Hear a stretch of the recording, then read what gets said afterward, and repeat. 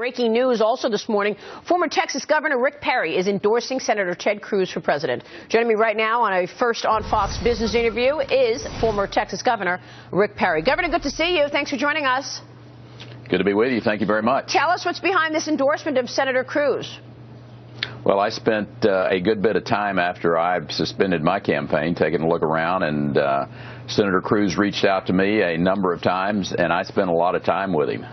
When you have a few precious hours off from a presidential campaign, I know how valuable that is, and the senator came to Round Top, Texas, and we spent some very appropriate time together. And we didn't talk policy. We didn't talk about politics. I wanted to know who Ted Cruz the man was, because I really didn't know him. I had this caricature of him that I'd gotten from the newspapers and through the political lens. And what I found was a very different individual, a person who is an extraordinary listener, a person who I'm comfortable with on day one, can be and will be a prepared, ready commander-in-chief. Well, tell us a little more about what you learned about him, because there were some skeptics who say, look, he's not going to be someone to bring people together. A lot of people basically talk about how a number of senators and his own colleagues feel that they can't get along with him. So, I mean, is it that he's just that principled, that he sticks to his viewpoints, and that's why he's had conflicts within Congress?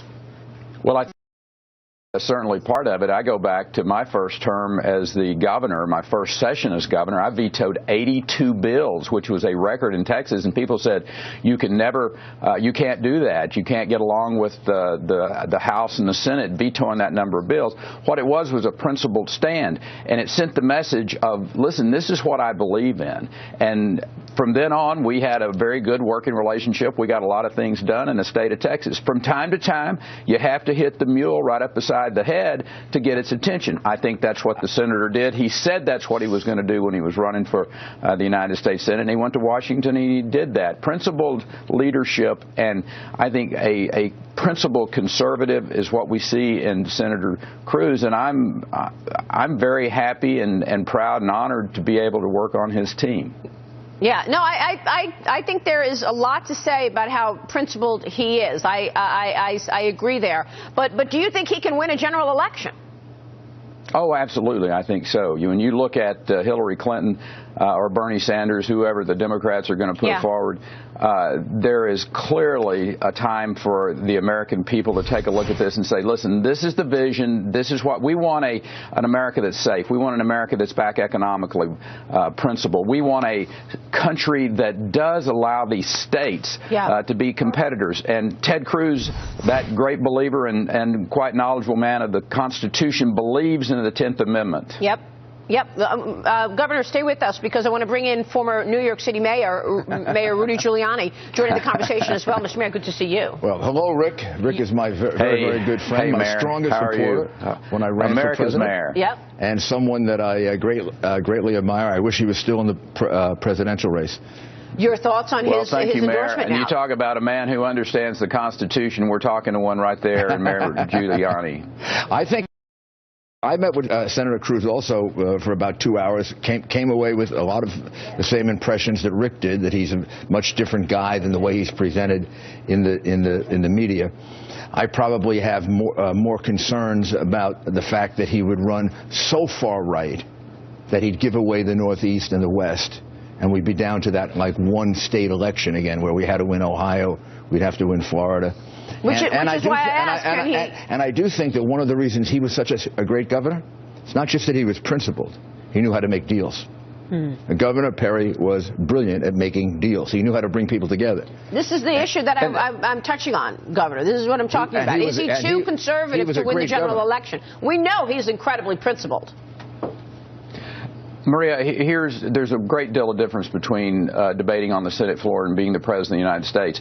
Ted Cruz knows what he does not know. And I think that is an incredible difference between him and Donald Trump, for instance, which I think this election is down to between those two individuals.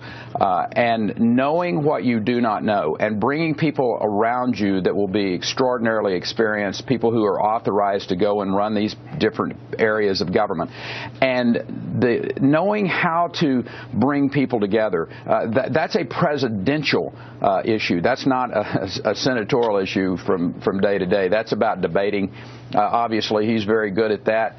But I feel very comfortable, having had conversations with him, that absolutely he lays out an agenda. He finds men and women who share that principled position, and then you go make it work. I mean, this isn't rocket science. It's about having the confidence that you can have a team put together.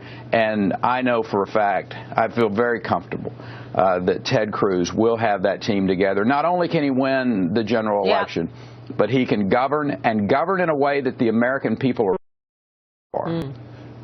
Well, I mean, the fact that Rick Perry supports him gives me something to think about. Yeah, I mean, I have tremendous support for, tremendous respect for Rick Perry.